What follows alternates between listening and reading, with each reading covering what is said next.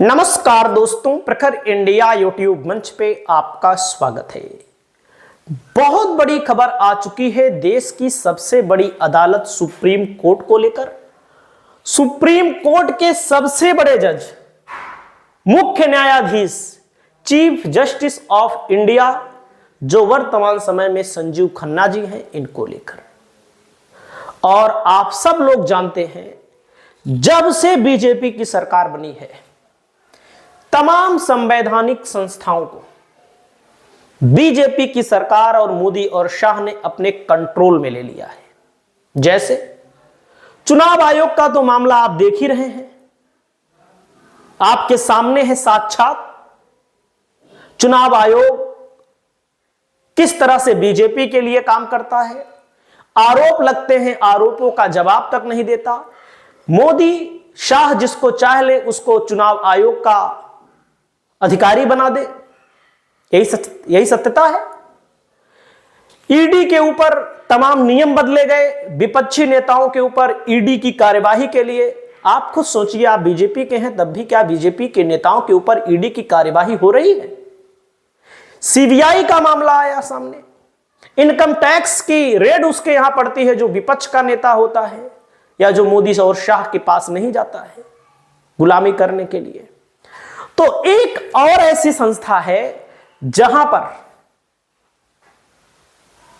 BJP अपने लोगों को बैठाना चाहती है। इस मामले को लेकर हमारे देश के उपराष्ट्रपति का बयान आया है और मैं आपको बता दूं मामला क्या है। मामला है सीबीआई का, मामला है सीबीआई का, सीबीआई के निदेशक का, डायरेक्टर का। और आपकी जानकारी के लिए मैं बता दूं, सीबीआई निदेशक की नियुक्ति में सीजीआई कैसे शामिल हो सकते हैं, शक्तियों के विभाजन पर उपराष्ट्रपति धनखड़ ने उठाए सवाल। सीबीआई के जो निदेशकों की नियुक्ति होती है उसमें चीफ जस्टिस ऑफ इंडिया रहते हैं, विपक्षी दल का एक नेता रहता है और हमारे देश के प्रधानमंत्री रहते हैं।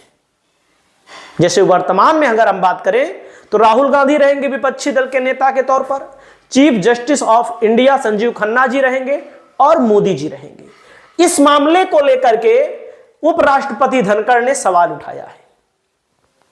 सवाल क्या उठाया है? सीबीआई डायरेक्टर की नियुक्ति में सीजीआई क्यों शामिल हो सकते हैं? उपराष्ट्रपति जगदीप धनखड़ ने क्यों उठाए सवाल? सोचिए भाई, क्या दिक्कत है? चीफ जस्टिस ऑफ इंडिया अगर हैं तो क्या दिक्कत है आपको? और देखिएगा आगे, सीबीआई डायरेक्टर के चयन में सीजीआई हिस्सा कैसे ले सकते हैं, शक्तियों के विभाजन पर धनखड़ ने की बड़ी टिप्पणी। सीजीआई के सीबीआई डायरेक्टर चयन में शामिल होने पर उपराष्ट्रपति जगदीप धनखड़ ने उठाया सवाल। क्यों कहा? लोकतंत्र के खिलाफ शक्तियों के बेजा इस्तेमाल पर चिंता जाहिर करते हुए उपराष्ट्रपति ने कहा, इस पर फिर से विचार करने का समय आ गया है। उन्होंने कहा कि जजों के आदेश पर कार्यपालिका का शासन संवैधानिक विरोधाभास है, जिसे दुनिया का सबसे बड़ा लोकतंत्र अब और नहीं सहेगा। सोचिएगा, अब आप जान लीजिए सीबीआई चीफ की नियुक्ति कैसे होती है, सीबीआई के निदेशक की नियुक्ति कैसे होती है। मैंने शुरू में ही बताया, इसमें 3 सदस्य होते हैं। पहला नंबर प्रधानमंत्री इस कमेटी में होते हैं, सुप्रीम कोर्ट के चीफ जस्टिस होते हैं इस कमेटी में, और लोकसभा के अंदर विपक्ष के नेता यानी कि वर्तमान समय में मोदी रहेंगे, संजीव खन्ना जी रहेंगे और राहुल गांधी रहेंगे। तीनों की सहमति से ही बनाया जाएगा सीबीआई चीफ। अब इस मामले को लेकर विरोध में उतर आए हैं। जैसे आपने देखा होगा, चुनाव आयोग में पहले क्या रहता था? सुप्रीम कोर्ट के जज रहते थे।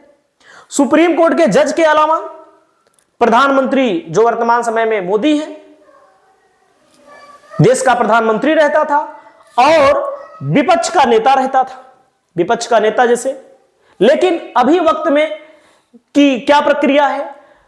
चीफ जस्टिस ऑफ इंडिया को 2023 में नियम से बाहर कर दिया गया कि वो नहीं रहेंगे, प्रधानमंत्री रहेंगे। प्रधानमंत्री जिसको चाह लेंगे उसका एक कैबिनेट मिनिस्टर रहेगा और विपक्ष का नेता रहेगा। आप खुद सोचिए, चुनाव आयोग, लोकतंत्र जो पारदर्शी होना चाहिए, कहां पारदर्शिता रह जाएगी?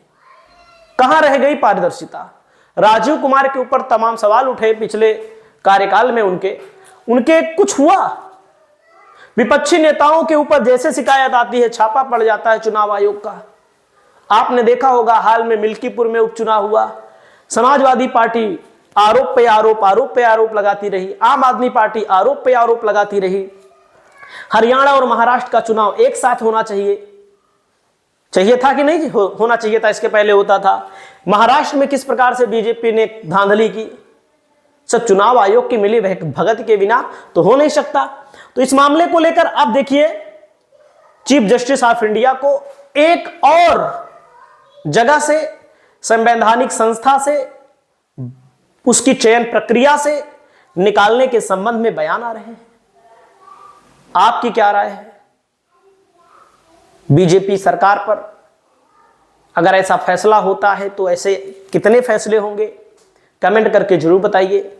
चैनल पर पहली बार आए हैं तो चैनल को जरूर सब्सक्राइब करिए। नमस्कार।